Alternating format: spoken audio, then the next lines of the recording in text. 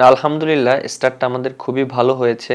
আর যেহেতু আমরা কালকের ম্যাচটা উইন হয়েছি, এটা আমাদের জন্য একটা পজিটিভ সাইড। যেহেতু আমাদের এবছর ওডিআই অনেক বেশি ম্যাচ এবং আমাদের র‍্যাঙ্কিং এর একটা ব্যাপার আছে।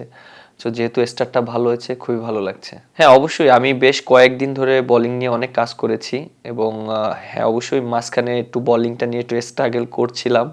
বাট কোথায় আমার ইমপ্রুভ করতে হবে সেটা আমি খুব ভালো করেই জানি। সেটা নিয়ে আমি কাজ করেছি এবং বিসিএলেও ২ টা ম্যাচ খেলেছি। ওখানেও সেটা নিয়ে কাজ করার চেষ্টা করেছি এবং আলহামদুলিল্লাহ কালকে বোলিংটা আমার জন্য অনেক বেশি কন্ট্রোল ছিল এবং বলের লেন্থটা খুব ভালো জায়গায় ছিল এবং উইকেটটা অনেক ভালো উইকেট ছিল।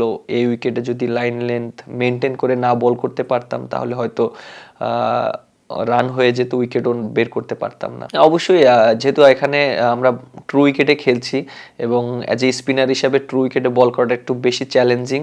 আর আমার কাছে মনে হয় যে আমি যদি অবশ্যই ভালো জায়গায় বল করতে পারি, লেন্থ ২ টাই ট্রাই করতে পারি, আমার কাছে মনে হয় যে সাকসেস হওয়ার চান্সটা বেশি থাকবে।